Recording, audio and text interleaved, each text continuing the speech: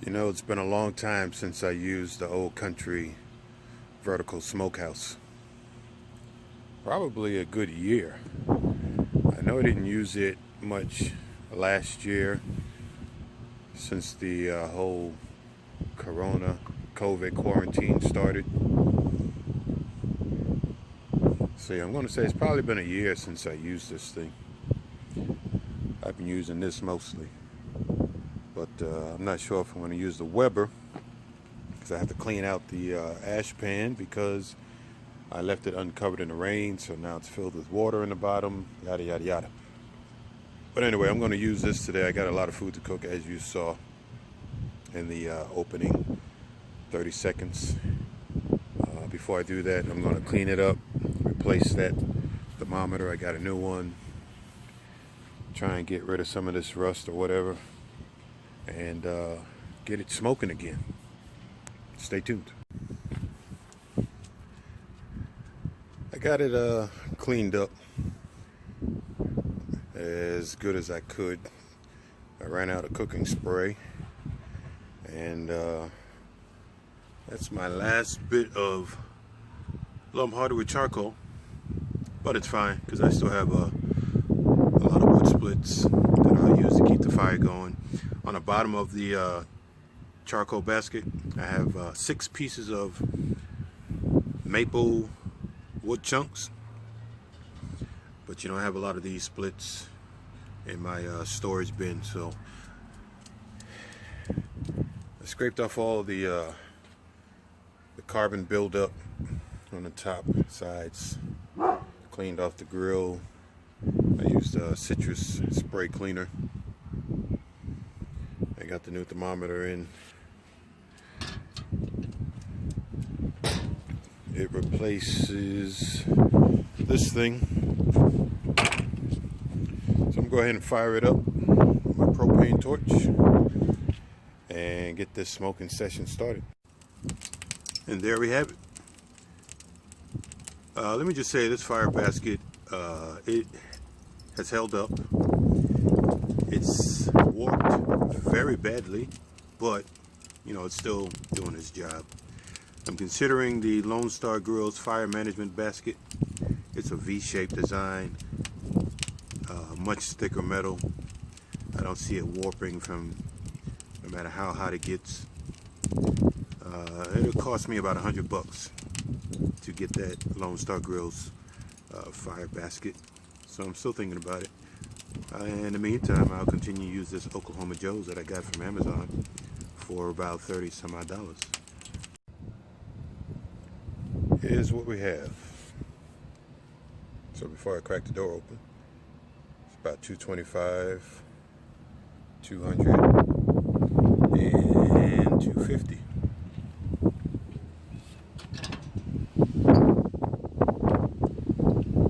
Slabs of baby backs, pork belly, which I am smoking to make bacon.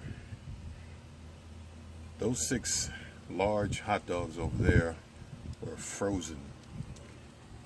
And then I got 8 Nathan hot dogs.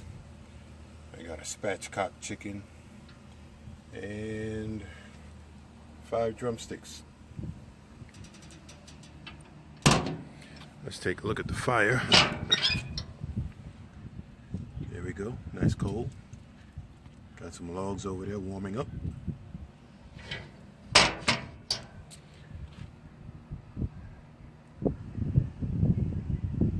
Clear smoke. And we'll just let this ride.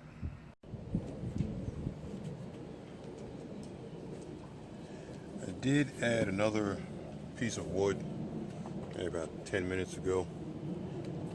So that's why the bottom's reading about 25 degrees higher, but the top and the middle are almost even.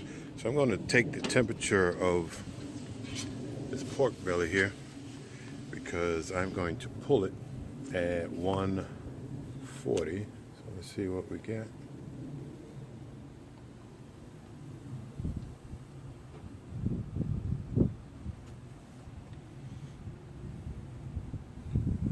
Let's try right there.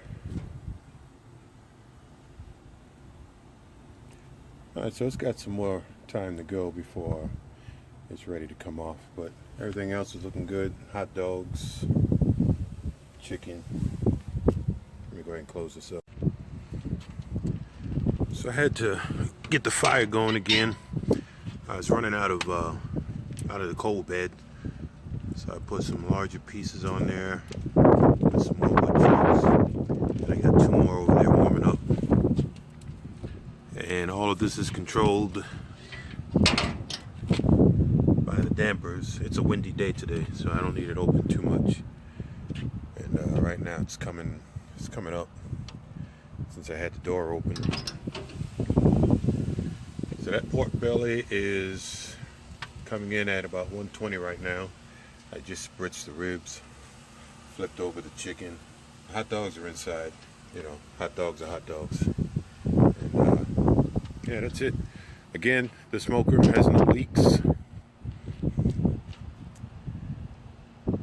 See, there's smoke coming from the top, but there's nothing coming from the door itself. So anyway, I'm gonna have to open this door up because we're getting some dirty smoke there. Let me crack open the vent a little more. Clear that out. And get that fire going. Alright. A few seconds later, fire's under control, temperatures are settling in. And I'm gonna spritz these ribs one more time before I head inside and relax for a little bit. Actually, let me pull this out.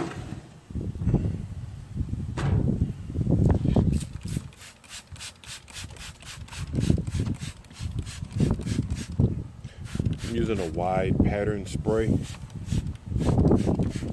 because if you do a straight stream, it has a tendency to move the seasoning off. There's the pork belly. It's almost ready to come off. And there's the chicken. Close it back up. And wait for the temps to come back up.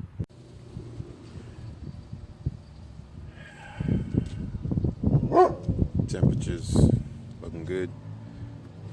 So I'm really just showing this smoker and how well it holds heat, how well it has even temperatures from top to bottom,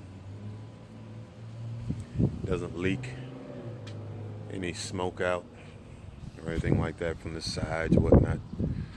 So if you're looking for a smoker like this, I would highly recommend it.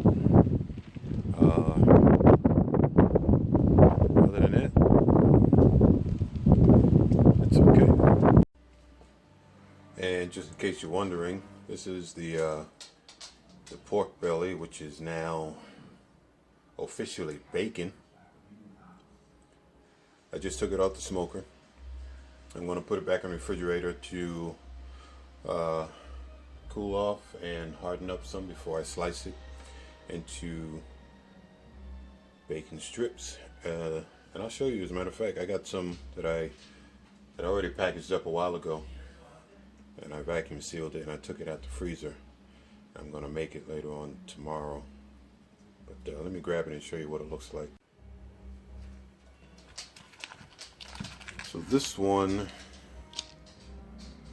is, I didn't use any maple on this one, just the salt, pepper, brown sugar, curing mix, and this one has maple. So that's what I typically use: maple, brown sugar, kosher salt, black pepper, and the pink curing salt.